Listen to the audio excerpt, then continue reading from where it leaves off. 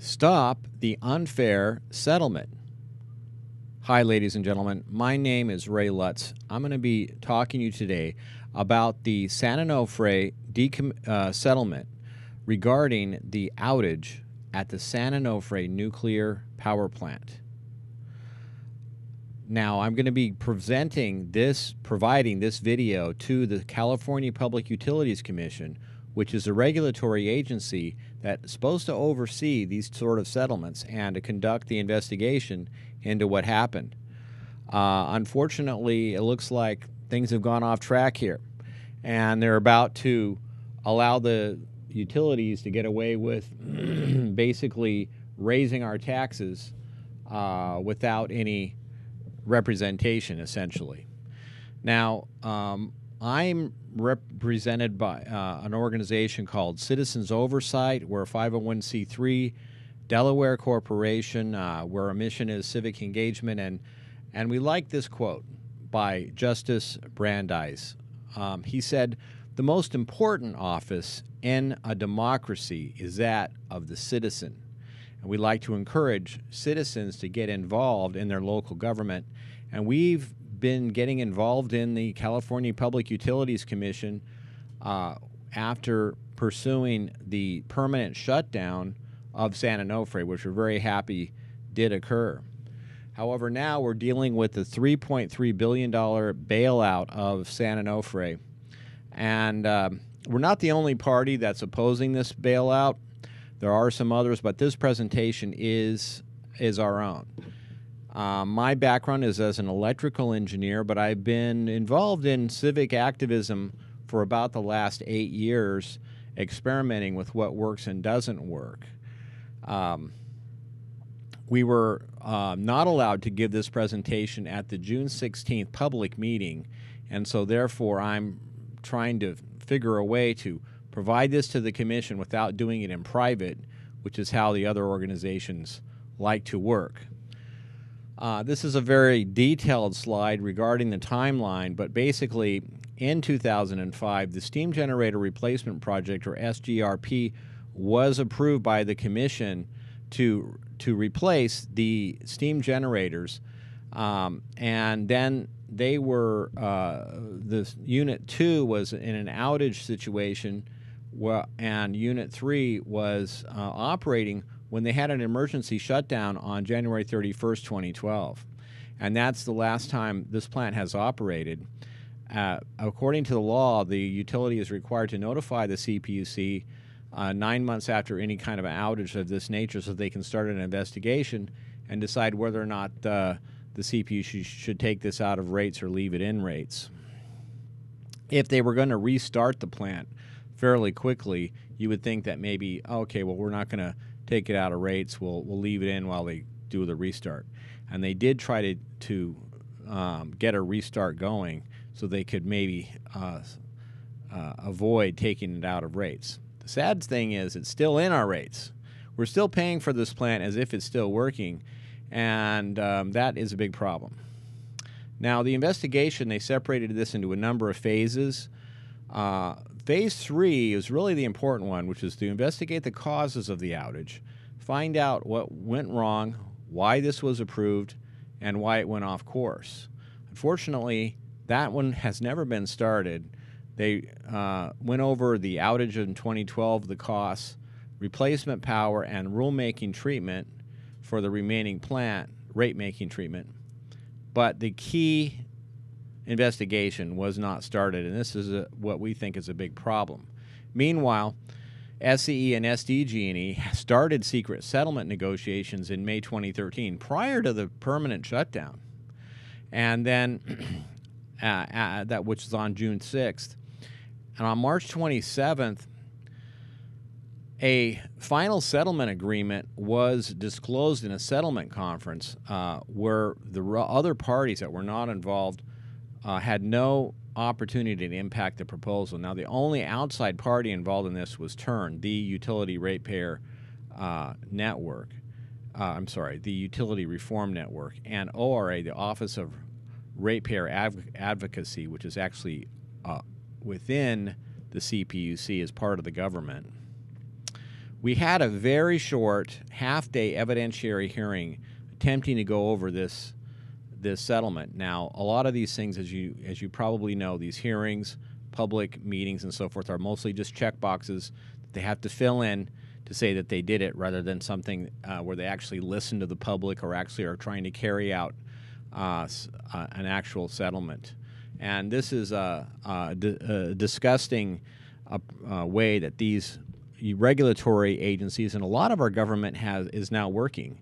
Instead of conducting real, honest hearings and public meetings, what they're doing is just filling in a checkbox that they've completed this with no intention whatsoever to listen to the public or really have an open mind to what these conclusions should be. But we're hopeful, and that's why we're preparing this presentation, so that hopefully the CPUC will come to their senses here. I mentioned that the reasonableness review was avoided, and that's what the settlement stipulates, that there's no reasonableness review to be held. In other words, they're not going to do the Phase 3. And according to the original approval, if there was any reason to believe that the costs may be unreasonable, then they would do the reasonableness review. Guess what?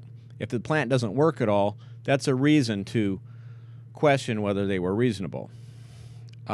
Jumping to conclusions and not going through the proceeding and deciding that this settlement is fine is why some people have called the CPUC a kangaroo court, or maybe a kangaroo commission would be the better terminology. The evidentiary hearing that lasted only a few hours, it's $1 billion an hour. Again, a checkbox that they're filling in without any intention of really doing a good job. We say that the settlement process was unlawful because it was negotiated in secret with only one other party and not any other parties allowed to participate. We were never asked what our position was in this. The settlement conference was conducted without any real opportunity for other participants to participate because the settlement was already set in concrete. We understand that the commissioners carried on ex-parte meetings outside individual meetings with the utilities about this settlement. When asked about it, Commissioner Peavy exploded with expletives and told the attorney to shut up instead of just answering the question. Maybe he could have said no. Turn, we say, had no right to negotiate for the other parties without their written authorization. That's normal. When you're doing any kind of a lawsuit or litigation, when it comes time to settle, all the parties are supposed to be involved, not just one party. Now, the record was insufficient to evaluate the settlement. Commission policy is that the settlement would be evaluated with the whole record.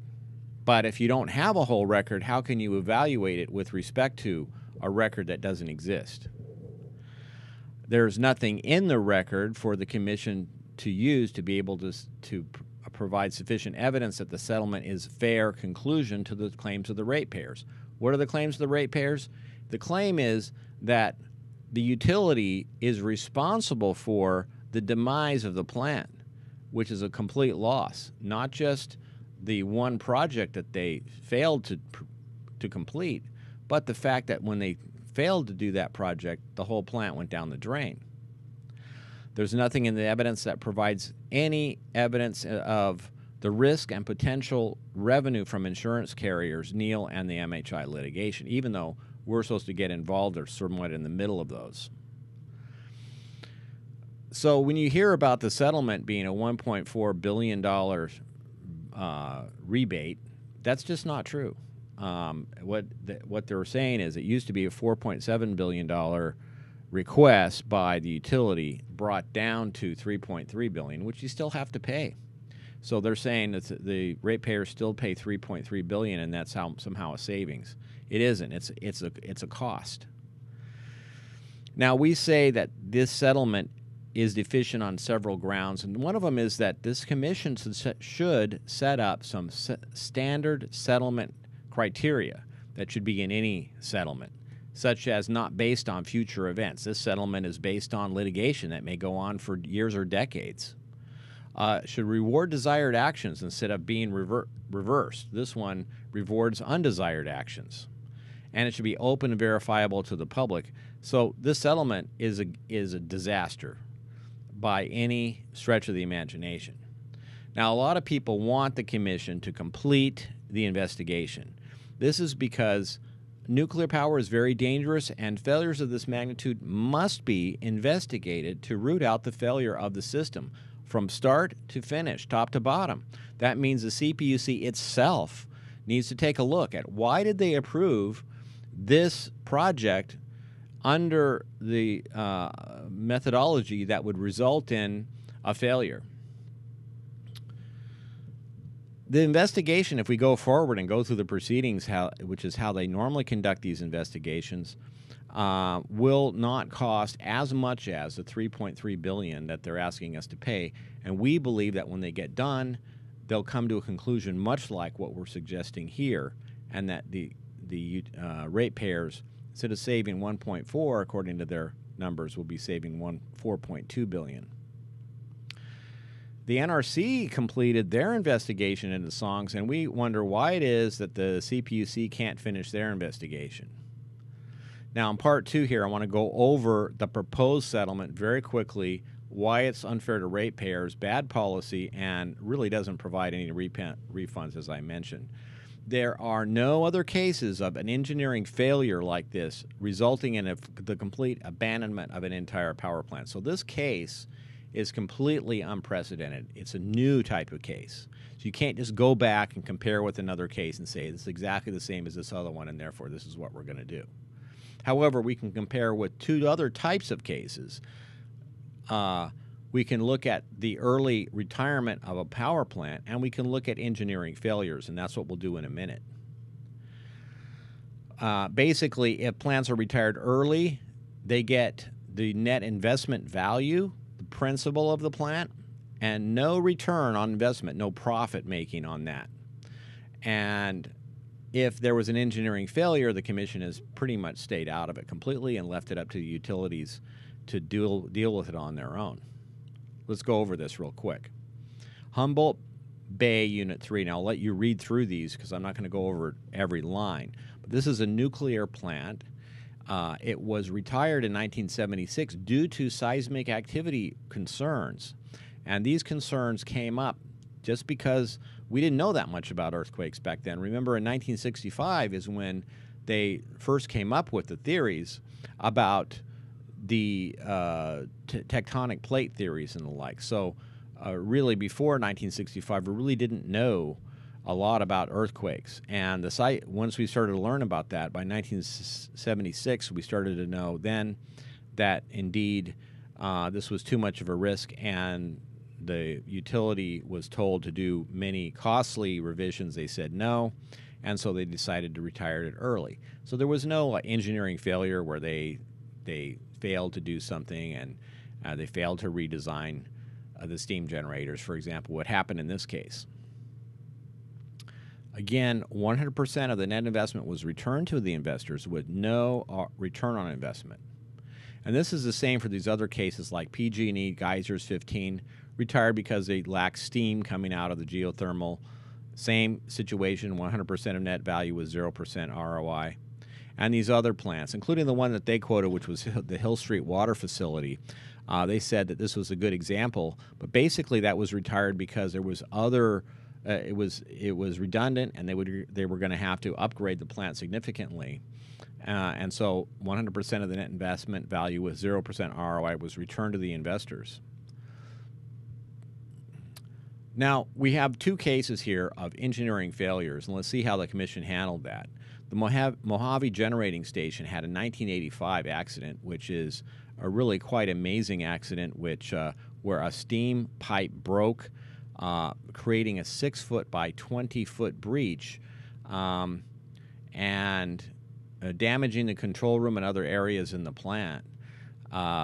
6 people killed and 10 injured. Now, they reviewed this extensively, and they found out that SCE, who was the operator, acted imprudently and did not track these pipes, for example, well enough. And acted unreasonably, and therefore SCE provided no monetary assistance whatsoever for this, and basically said you're on your own. The same is true for the Helms Pump Storage Facility, which was built more recently, and in this plant they have 2 levels of lakes, and the water gets pumped up when they have extra energy, and it's allowed to fall down and generate power when they need it. There was one part of this project that was a failure called the Lost Canyon Crossing, and this resulted in litigation with the suppliers, much like what would happen here with the Mitsubishi Heavy Industries, the vendor of the steam generators. The Commission said PG&E should not look to ratepayers in the first instance to bear any portion of the Lost Canyon reconstruction costs. So this is a hands-off approach. So these 2 cases, both the Mojave case, which was the engineering failure where they had a big accident, they said, don't come to us, fix it on your own. And same with this one. So it's kind of a hands-off approach. Now, in both of these cases, they didn't lose the plant, which is what happened here. But if we look at these in general, we see that in this chart, all of these cases, the top 1, 2, 3, 4, 5 cases of prudent retirements, there's no return on investment, 0%. They did get their net investment value back out of the plant. However, in the imprudent shutdowns where they had accidents, but they repaired them, the Commission did not help them out. They had to repair it on their own. Now, there's no case where they actually lost the whole plant, so that is open. We feel like they should be left on their own with this plant, and we should not be covering the net investment. It was lost due to their misguided management decisions, and the loss should be on their shoulders and no one else's. And they should not get a return on investment. Instead, what they want is 100% of the net investment and a 2.6% return on investment, which has never been the case. Even in imprudent shutdowns, they didn't get 2.62%. So right there, that number is way out of line. The 100% is out of line. Now, what we're saying is we want to give them 29%, not from the ratepayer completely, but from other sources to cover the net investment value, but we're not going to cover it 100%. They can get the rest from their insurance coverage and from their litigation with Mitsubishi. And it turns out some of the net investment value is a myth. I'll show you that in a minute. First of all, if we don't go through that last phase 3 in the investigation, the presumption is imprudent in all of these cases that we've researched. The Commission can't handle a case like this if they assume innocent before proven guilty, because there's no way to go in and prove it unless we can dig into their files and everything, which they won't let us do. So the presumption has to be imprudence. The utility has to come forward and then say, okay, here's what we did, here's why we were prudent, and then show that to the Commission. And then the interveners like us and others can say, well, we don't think you were prudent because of this, that, and the other thing, and maybe attack it a little bit. But we can't do it the other way and start attacking it with a presumption of innocence, because there's no way it would ever complete. And this is what they found in other cases. So the presumption has to be imprudence. SCE is offered the opportunity to go through the phase 3 process and show that they were prudent, but they're deciding not to. Now, if you look at the history of this, they decided early on in a management decision to avoid the license amendment process. They said that the primary major premise of the steam generator replacement project was to avoid NRC approval, meaning that they were not going to file the license amendment process, which was required under 10 CFR 50.59 if they changed the steam generator significantly, and it turns out that they did. And they were cited by the NRC for violating those rules. And we discover also that SCE knew about the problems with the steam generators long ago. 2005, it turns out they had the anti-vibration bar team, and this quote from Friends of the Earth, as far back as 2005 to 2006, the joint Southern California Edison Mitsubishi anti-vibration bar design team had identified worrisome problems with Edison's proposed design for the steam generators MHI was contracted to build. They knew about it, and they said, don't make the changes because we don't want to have a license amendment process. Other cases of steam generator replacement, we can take a look at the Palo Verde case, which is the same type of it was the same manufacturer, it was the same general design, not exactly the same size steam generators. They went through the license amendment process, replaced the steam generators, and they're operating today. So it can be done. And they want to avoid the license amendment process because it allows the public to see what they're doing and to possibly intervene. This is a good thing. Citizens Oversight supports requiring the license amendment process more than not supporting it. Now I'd like to go through our position. First of all, the investigation should be completed because we need to find out what went wrong and correct it for the future. To not do this means we're going to make mistakes again. And if a settlement is negotiated, which is fine if we go in that direction, then here's what we propose. Number one, the steam generator replacement project, we shouldn't be funding any of this, zero, because it was a failure. It turns out that the original steam generators were estimated to live up, to be operational within the plugging limit up to 2016, according to the original approval of the steam generator replacement project. So these original steam generators would still be operating today and for another couple of years before we'd have to retire the plant. Instead, the plant retired 4 years earlier than that with the new steam generators. So we really got no value, zero value out of this project due to their poor decisions. Therefore, unlike their proposal of us paying the first 20% of the steam generators in the time period up to February 1st, 2012, this isn't fair. We should not have to pay for any of that, including that time period before February 1st, 2012. And the possibility also exists of two other things that are important that were not included in this project, this issue.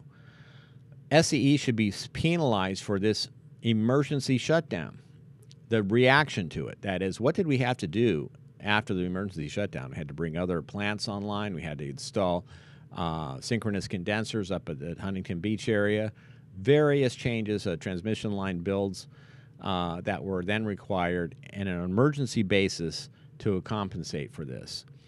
There's a cost to that. There was a cost to this failure because of the imprudent decision making. Had they just gone along with the original steam generators, then we would have been able to plan ahead, build these things out at a more cost-effective basis. Also, there should be a penalizing SCE for causing the loss of the entire plant. They should not be rewarded a penny for their imprudent practices that resulted in the loss of the plant. Now, the base plant, they want us to pay about $1.3 billion for the base plant, and our position is that the ratepayer should pay zero for the base plant, except for the portion of the plant that still remains useful in terms of dealing with the nuclear waste. And this is what we're calling the NWO, the nuclear waste operation. And we've estimated that at 7.5% of the net asset value, and we're proposing that that portion of the plant is sold to the decommissioning activity and the money pulled from there, because that's really what it's going to be used for. It's a different business now. The business is dealing with the nuclear waste. The source of money is a decommissioning fund. And so no return of net asset value from the ratepayer, and 0% return on investment, not 2.62%.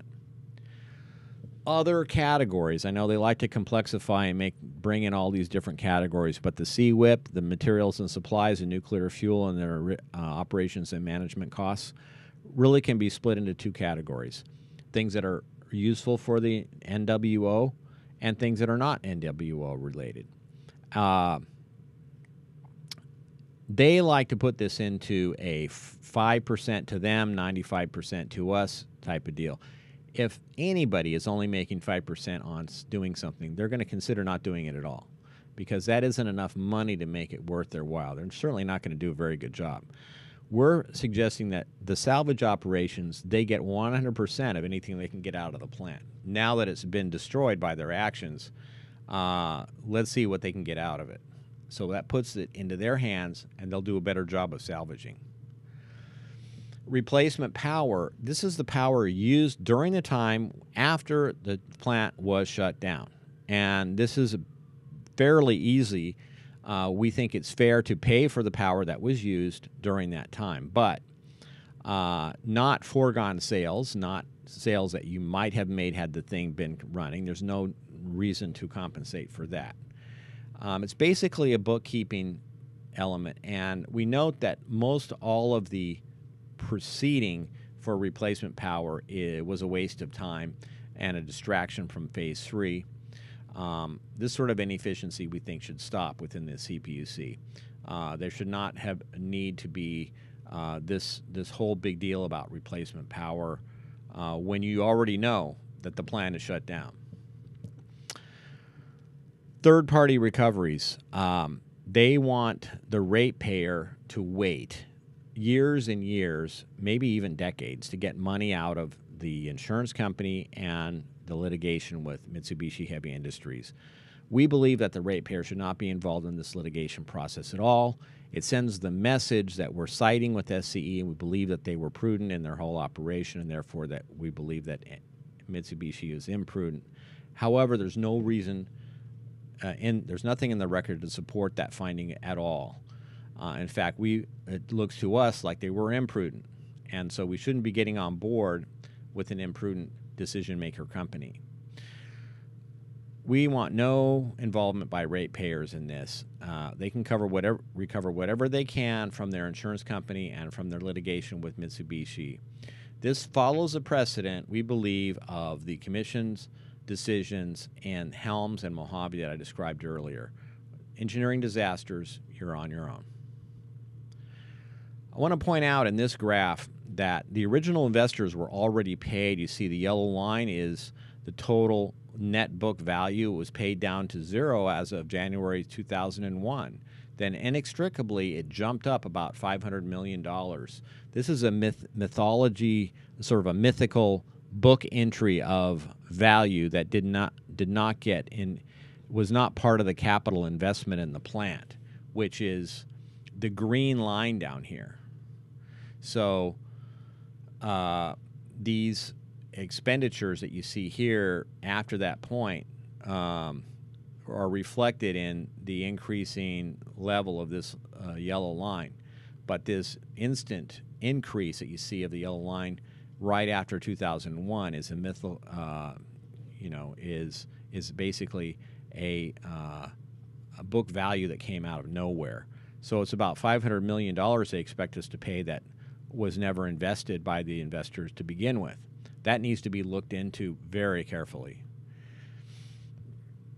The point, though, is the original investors have been paid for their investment.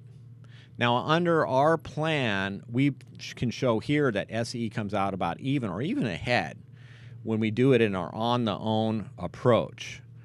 Their bailout of $3.299 billion, we're going to pay some of that in terms of the replacement power, the appropriate construction, the work in process that was appropriate for the nuclear waste operation, and then the decommissioning fund buyout of the NWO. And that nets us down to $2.3 billion pre-salvaging and pre-third-party recoveries. When you go through their insurance, the likely salvaging, and the Mitsubishi suit, not even including the adjustments for the mythological capital that was not even really in the plant, they still come out only behind by $35 million. And if you include those mythological capital, value in the plant, the net book value that was manipulated back in 2001, you end up with they're ahead. We can look at the settlements compared about what the ratepayers pay, which is the total on the bottom here.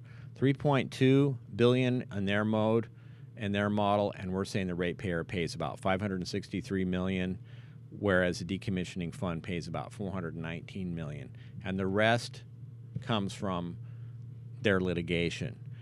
Our proposal saves ratepayers $4.2 billion by this approach. Finally, the bailout, the $3.3 billion bailout is a ripoff. It is not a rebate. A ripoff is not a rebate, okay?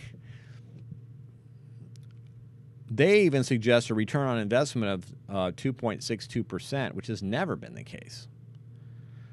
Our proposal saves ratepayers $4.2 billion. Failed projects must be disincentivized, and that means they should deal with it on their own, and that's what we're proposing.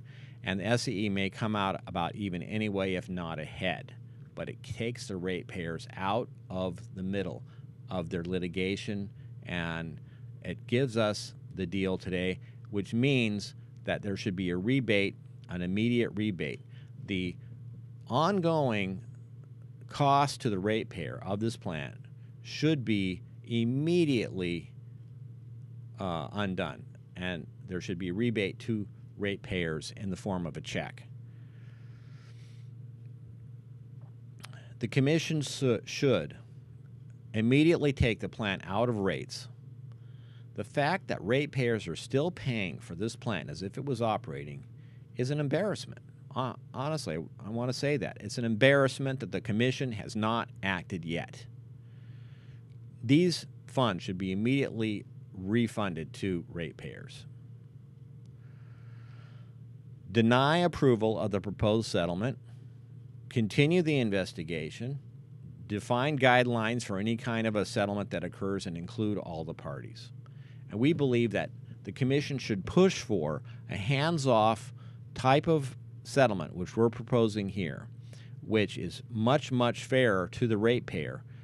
And instead of compensating SCE now and then hoping for it to be returned to the ratepayers later after extensive litigation, we're suggesting that we return it to the ratepayers now and let them deal with their own litigation and the extended time periods on their own.